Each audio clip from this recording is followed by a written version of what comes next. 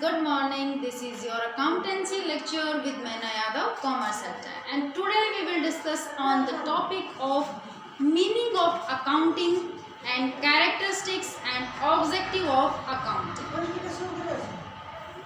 Before these videos, we will discuss 3 videos on the topic of accounting basic terms. It's okay accounting जो basic terms हैं इससे पहले हमने 3 video में वो डिस्कस की हैं। बिना अकाउंटिंग टर्म्स के आप अकाउंट के ऊपर कमांड नहीं कर सकते। And this is our first lecture, first chapter accountancy, about accountancy, book keeping and accounting. It's okay, so let me discuss about accounting कि अकाउंटिंग होती क्या है। देखिएगा कि accounting is an art. Accounting is an art of recording, classifying, summarizing. Accounting एक art होती है कि recording, classifying and summarizing in a significant manner and in the terms of monies and all business transactions.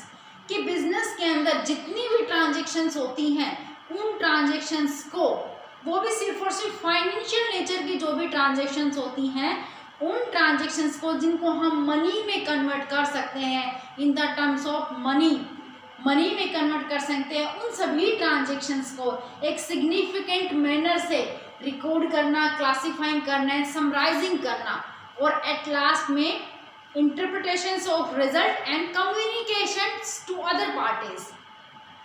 कि recording क्या होता है? Recording एक science और एक आर्ट की तरह होता है जिसके अंदर बिजनेस में जितनी भी ट्रांजेक्शन्स होती हैं उन सभी ट्रांजेक्शन्स को जिनको हम मनी में कन्वर्ट कर सकते हैं। बिजनेस में ट्रांजेक्शन्स तो बहुत सारी होती हैं लेकिन सिर्फ हम उन ट्रांजेक्शन्स को लेते हैं जो फाइनेंशियल नेचर की हैं और जिनको हम मनी में कन्वर्ट कर लेते हैं।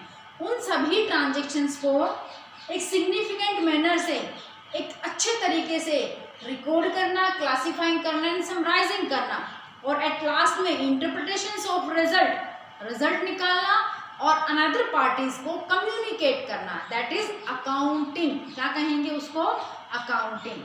Are you clear that? So meaning के बाद में अब हम डिस्कस कर रहे हैं कैरेक्टरिस्टिक्स ऑफ अकाउंटिंग कि अकाउंटिंग की कैरेक्टरिस्टिक्स कौन सी है। जो कैरेक्टरिस्टिक्स हमने उठाई हैं ये इसके मीनिंग में से ही हमने पिकअप की है। समझ में आ रही बात? चलिए देखते हैं first characteristics of accounting. Accounting is an art as well as science. First characteristic is that accounting is well as art as well as science. कि accounting हमारी एक आर्ट भी होती है और एक साइंस भी होती है। कैसे? आर्ट कैसे होती है? देखिएगा, आपको एक पिक्चर ड्रॉ करते हैं एक पेज के ऊपर। फर्स्ट टाइम बनाया, अच्छा नहीं बना, सेकंड टाइम बनाया, थोड़ा इम्प्रूवमेंट के साथ बना था, 10, 4 टाइम, 5 टाइम। जब आप 10 टाइम उसको बनाओगे तो जब 10वीं बार आप उसको बनाते हो तो आपकी पिक्चर होती है वो बेटर क्वालिटी की होती है और अच्छे से ड्रॉ हुई होती है in comparison of first time. जब आपने फर्स्ट टाइम उस पिक्चर को ड्रॉ किया था और जब आपने 10 टाइम उस पिक्चर को ड्रॉ किया तो डिफरेंस आपने देखा कि फर्स्ट टाइम अच्छी नहीं बनी थी और जब 10वीं बार आपने उसको ड्रॉ किया तो वो अच्छी बनी थी। कंपैरिजन किया ना आपने? Same as it is. Art क्या होती है कि आप जैसे जैसे प्रैक्टिस करते रहते हैं, प्रैक्टिस अगर आप करते रहेंगे तो सेम एज इट इज आपकी जो क्लियरिटी है वो आपकी क्या होती जाएगी? मजबूत होती जाएगी, स्ट्रॉन्ग होती जाएगी, क्लियरिटी आपकी दिखती जाएगी। क्लियर हो गया? तो same as it is accountancy भी है। अकाउंटेंसी के ऊपर आप जितनी कमांड करोगे, जितनी प्रैक्टिस करोगे, जितना समझने की कोशिश करोगे, जितना उसको टाइम दोगे उतनी ही क्लियरिटी आएगी। अकाउंटेंसी को उतना ही अच्छे से आप समझ पाओगे। तो अकाउंटेंसी एक आर्ट भी होती है आपकी एज वेल एज साइंस। अब देखिएगा, साइंस मैंने लिखा कि अकाउंटेंसी आपकी साइंस भी होती है। अब आर्ट तो हो गया, अब साइंस कैसे होती है? देखिएगा, साइंस के जो फैक्ट होते हैं, साइंस अपने fact and rules and regulation के बेस के ऊपर बेस्ड होती है। जैसे हमने बताया कि अगर ये मार्कर मैं ऊपर से नीचे की तरफ गिरा देती हूँ तो जो साइंस में जो हमारा फैक्ट है उस फैक्ट के अकॉर्डिंग ही नीचे ही गिरेगा, ऊपर की तरफ तो नहीं जाता। क्यों नहीं जाता? क्योंकि फैक्ट है। समझ में आई बात? कोई भी अगर वो एक साइंटिस्ट ने जो आपको एग्जांपल दिया था साइंस के अंदर कि एप्पल को अगर हम नीचे गिराते हैं तो ग्रामेटिकली क्या है कि वो नीचे की तरफ ही जाएगा, ऊपर नहीं जाएगा, क्योंकि ये फैक्ट है। तो साइंस अपने फैक्ट के अकॉर्डिंग काम करती है। सेम एज इट इज जो हमारी अकाउंटेंसी है उसको भी हम कहाँ वो भी अपने फैक्ट के अकॉर्डिंग काम करती है। दैट मीन्स अकाउंटिंग के अंदर जो रूल्स एंड रेगुलेशंस जो बनाए जाते हैं वो उन्हीं रूल्स एंड रेगुलेशन के बेस के ऊपर काम करती है। वो रूल एंड रेगुलेशन को तोड़कर, उनको ब्रेक करके, उनको चेंज करके काम नहीं करती। सेम जो रूल बने हैं उन्हीं रूल के अकॉर्डिंग अपना काम करती है। तो हो गया ना, अकाउंटेंसी आपकी आर्ट के साथ साथ क्या होती है, साइंस भी होती है। First point I think clear हो गया। सेकंड पॉइंट देखिएगा, recording of financial transactions only.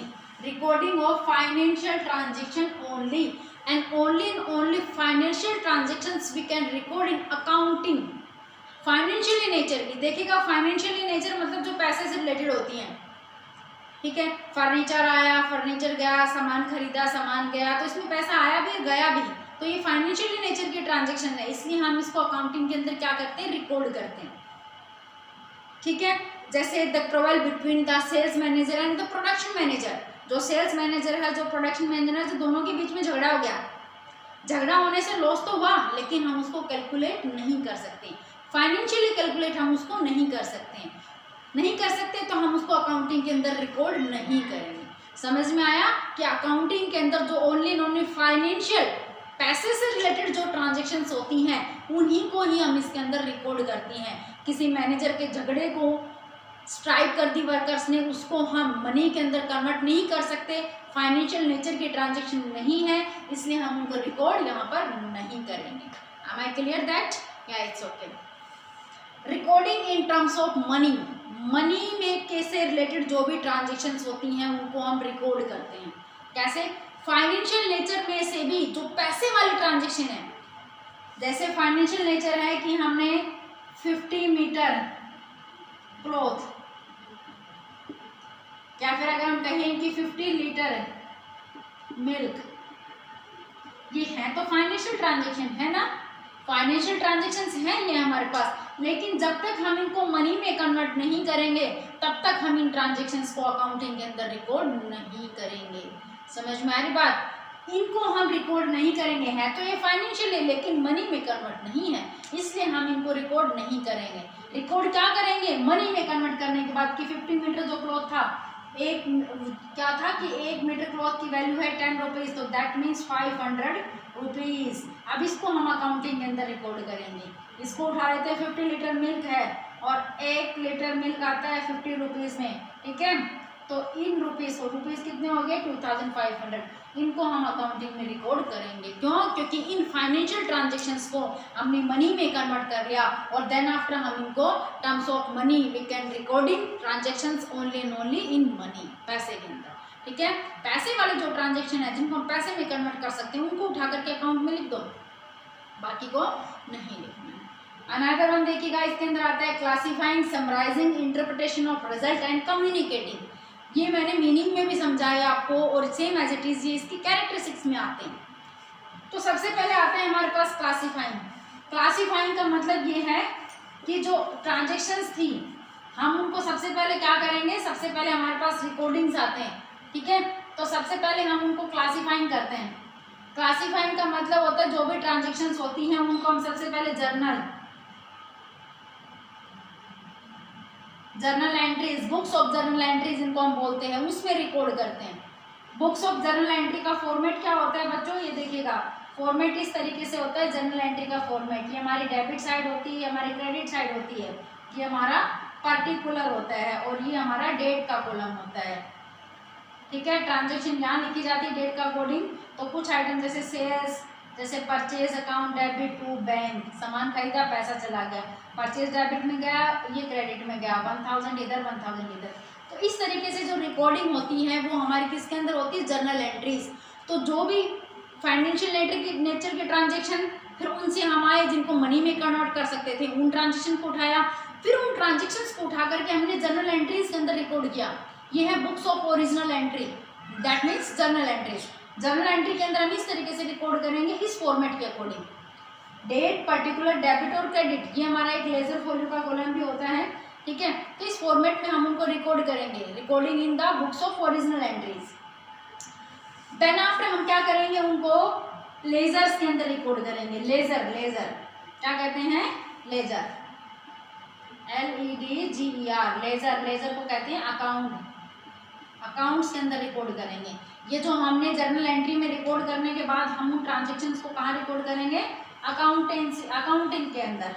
Account के अंदर कैसे? अकाउंट की भी दो साइड होती है हमारी, जैसे ये हमारी होगी डेबिट साइड, ये क्रेडिट साइड। जैसे यहाँ पर हमने परचेज अकाउंट लिखा तो ये पर्टिकुलर, ये अमाउंट, ये पर्टिकुलर, ये अमाउंट, ये हमारी डेबिट साइड है, यहाँ तक की डेबिट साइड है, और ये हमारी क्रेडिट साइड है। फिर हम इनको अकाउंट्स में रिकॉर्ड करते हैं उन ट्रांजेक्शन्स को, ठीक है। अकाउंट्स में रिकॉर्ड करने तक का क्या आता है? क्लासीफाइंग। एक जैसे नेचर के ट्रांजेक्शन्स को उठा करके एक सेम जगह के ऊपर रख देना, एक सेम अकाउंट के अंदर रख देना। दैट मीन्स परचेज से रिलेटेड जितनी भी ट्रांजेक्शन्स होती हैं बिजनेस में वो सब परचेज अकाउंट में लिख देंगे। सेल्स से रिलेटेड जितनी भी ट्रांजेक्शन होंगी वो सेल्स अकाउंट में लिख देंगे। तो एक जैसे नेचर की सारे ट्रांजेक्शन्स को एक जगह पर लिख देना, that is the classifying. Classifying के अंदर यहाँ तक आता है, ठीक है। उसके बाद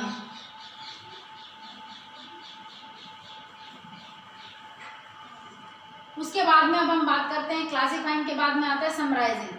समराइजिंग में आता है स्टूडेंट्स आपके 3 अकाउंट बनते हैं। फर्स्ट अकाउंट बनता है ट्रेडिंग, दूसरा अकाउंट बनता है प्रॉफिट एंड लॉस, और तीसरा बनता है balance sheet profit and loss trading account. वो आता है हमारा समराइजिंग के अंदर। मतलब उन अकाउंट्स को हम क्या करते हैं? समराइज करते हैं, बनाते हैं।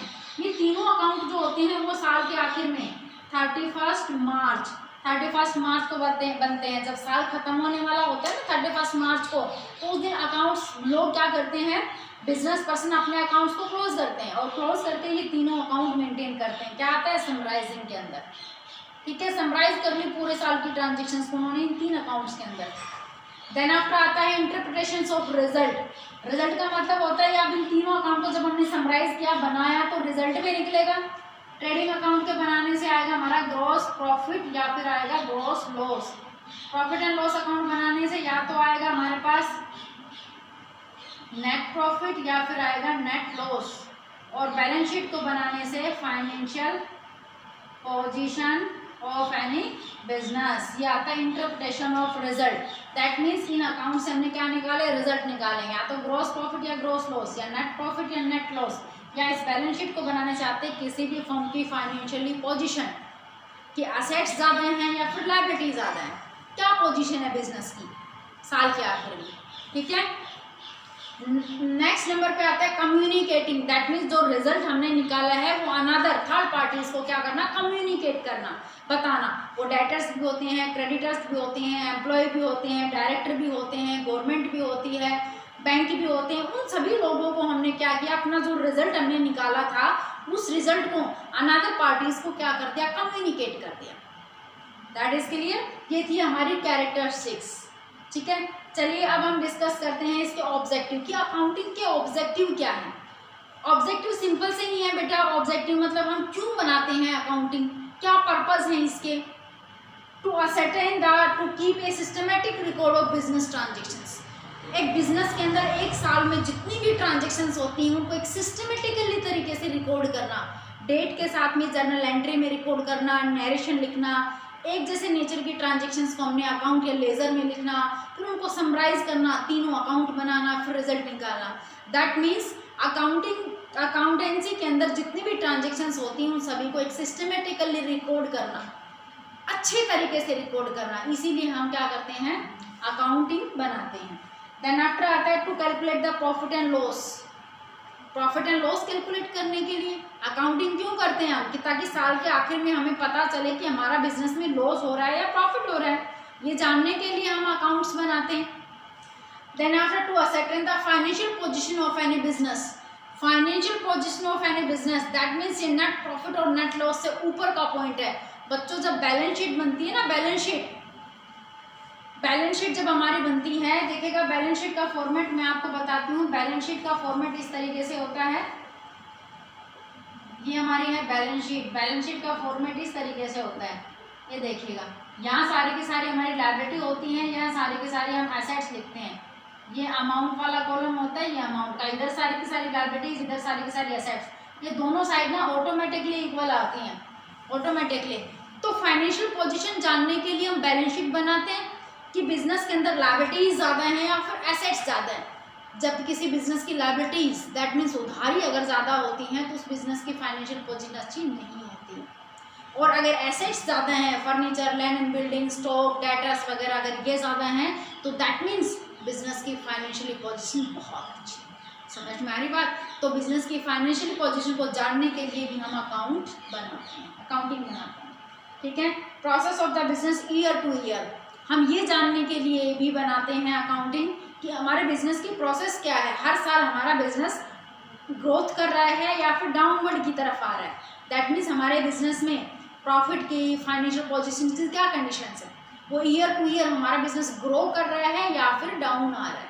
समझ में आ रही बात? ठीक है। तो ये कुछ ऑब्जेक्टिव्स थे अकाउंट्स के फ्रॉड एंड एरर्स को क्रैक करने के लिए। अगर हम ये तीनों अकाउंट अपने बना लेते हैं और फिर ऑडिटर से चेक करवाते हैं तो कोई फ्रॉड या एरर अगर बिजनेस में होता है तो पकड़ा जाता है यहाँ पर, तो उनको भी कैलकुलेट करने के लिए हम अकाउंटिंग के ऊपर कमांड करते हैं। ठीक है। सो गाइज, आज के लेक्चर में हमने क्या डिस्कस किया है कि अकाउंटिंग होती क्या है, क्या उसकी कैरेक्टरिस्टिक्स हैं, क्या उसकी ऑब्जेक्टिव्स। आई होप आप लोगों को अच्छे से समझ में आया होगा। कल मिलते हैं अनदर वीडियो के साथ में, तब तक के लिए थैंक यू।